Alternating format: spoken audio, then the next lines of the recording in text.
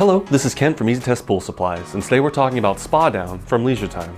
Spa Down is a granular sodium bisulfate that is used to lower the pH of spa and hot tub water. It is not suitable for local water sources such as ponds or streams.